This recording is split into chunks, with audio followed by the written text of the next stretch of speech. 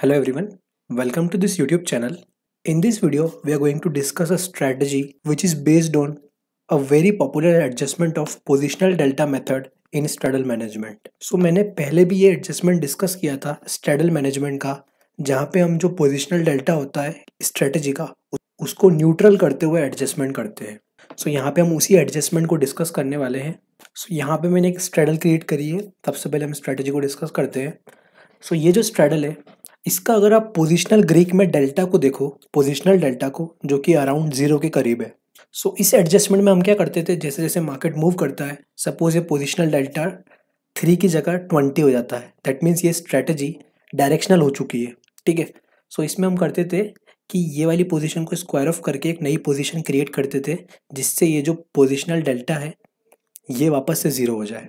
Suppose example लेते हैं, यहाँ पे जो ये 44,200 का कॉल है, इसका डेल्टा सपोज 51 की जगह 70 हो जाए.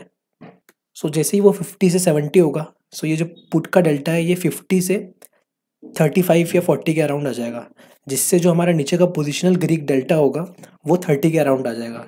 इसका मतलब ये इंडिकेट कर रहा है कि हमको जो हमारी स्ट्रेटेजी का एक्सपोजर है वो कॉल की साइड ज़्यादा है. सो ये कॉल की तरफ एक्सपोजर वाली स्ट्रेटेजी बन जाएगी, जिससे अगर मार्केट में अगेन उस साइड में मूव आएगा सो वहाँ पे हमको लॉस देखने को मिलेगा.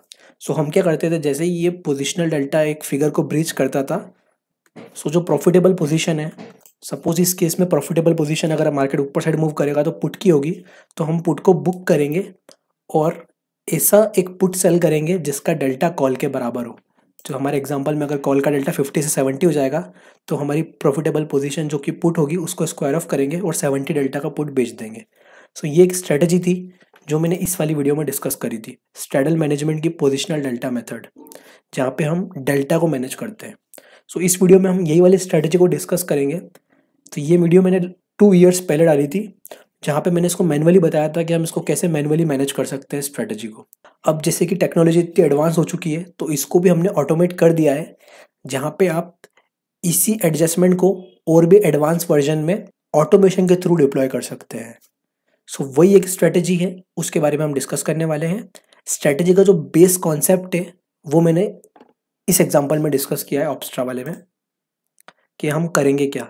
लेकिन ये एक बेसिक एग्जांपल हुआ डेल्टा मैनेजमेंट का, लेकिन डेल्टा मैनेजमेंट को और भी एडवांस तरीके से कर सकते हैं, वो उस स्ट्रेटजी में किया गया है, जो कि एक एल्गो है ट्रेडट्रॉन पे क्रिएटेड. सो वो एल्गो क्या करती है, पोजिशनल डेल्टा मेथड के एडवांस वर्जन को यूज़ करके एडजस्टमेंट करती है और मार्केट में थीटा डीके का बेनिफिट लेती है. So this is the strategy जो कि 6 अगस्त से डिप्लॉयड है, और ये बैंक निफ्टी पे क्रिएटेड है. इसमें पोजिशनल डेल्टा मेथड की जो एडवांस वर्जन है उसको यूज़ किया गया है. इसको मैंने 6 अगस्त से डिप्लॉय किया था. एक बार इसकी परफॉर्मेंस हम देख लेते हैं स्टैट्स में जाके. ये इसका ग्राफ है. इसने अभी तक एवरेज मंथली आरओआई इसका जो कैलकुलेट हो रहा है वो 8.25% का है. 1 लाख इसका कैपिटल रिक्वायरमेंट है. ड्रॉडाउन इसमें आया है 1.1% का. इसमें जो मैक्सिमम लॉस सेट कर रखा है वो है 1,000 रुपीज़ पर काउंटर का. सो इसमें जो मैक्सिमम लॉस डिफाइन कर रखा है वो है 1,000 रुपीज़ पर काउंटर का. सो यहाँ पे आप देख सकते हैं ये स्ट्रेटजी ऐसे ही एडजस्टमेंट करती है कि जैसे ही पोजिशनल डेल्टा, जो कि यहाँ पे भी नीचे लिखा रहता है, अभी मार्केट ओपन नहीं है इसलिए यहाँ पे दिखा नहीं रहा है, तो यहाँ पे ये इस डेटा को मैनेज करती है. और जैसे ही हमारा एक्सपोजर किसी साइड में आता है तो वहाँ पे पोजीशन को बुक करके उसमें एडजस्टमेंट करके उसको वापस से डेल्टा न्यूट्रल बनाती है, और हमारा जो मेन बेनिफिट होता है वो थीटा डीके से होता है. So this was the whole concept of the delta neutral adjustment, जो कि हमने बहुत सी बार डिस्कस किया है. पुरानी वीडियोज़ में भी आपको देखने को मिलेगा. यही वाली टेक्निक का यूज़ करके ये एल्गो का क्रिएशन हुआ है, जिसका नाम है बैंक निफ्टी डेल्टा फॉलोवर. सो इसमें लॉसेस जो है वो पर काउंटर 1,000 रुपीज़ पे कैप्ड है, और जो इसका टारगेट है वो भी 1,500 के समथिंग होता है, जो कि कस्टमाइज हो सकता है. अगर मैं बैक टेस्ट की बात करूँ तो उसको लास्ट 6 मंथ पे बैक टेस्ट कर रखा है, जिसमें इसका बैक टेस्टिंग पे 6% का मंथली आरओआई आ रहा है, और इसने टोटल जो इसका विन रेट आ रहा है वो 63.33% है. इसको और भी ट्यून करके इम्प्रूव किया जा सकता है. और इसका पर काउंटर का जो लॉस है वो डिफाइंड है 1,000 रुपीज़. अगर सपोज एक ही दिन में 2 काउंटर में लॉस हो जाता है तो एक काउंटर पे 1,000 बुक होगा, फिर अगले काउंटर पे 1,000 बुक होगा. अगर तीसरे काउंटर पे प्रॉफिट होता है सो वो तीसरा काउंटर बनेगा जिसमें सपोज 1,500 का प्रॉफिट होता है. सो जो हमारा पर डे का प्रॉफिट इससे कैलकुलेट होगा वो -500 का लॉस होगा. सो इस हिसाब से इसमें पर डे का कैलकुलेशन होता है. सो किसी किसी दिन 2-3 काउंटर भी लग सकते हैं, किसी किसी दिन 3-4 काउंटर भी लग सकते हैं, और किसी दिन ऐसा होता है, मतलब मेजोरिटी में ऐसा ही होता है कि एक ही दिन में एक ही काउंटर होता है। लेकिन अगर मार्केट में अच्छा मूव आता है तो इसमें काउंटर्स बढ़ सकते हैं।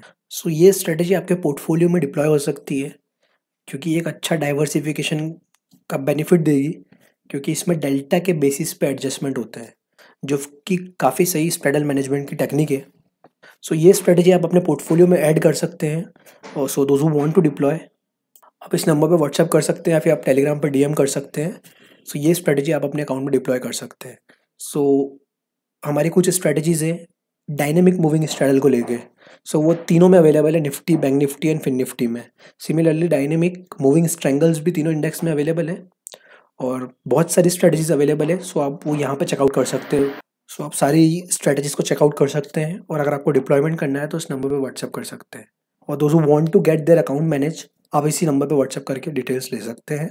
Thank you for watching this video.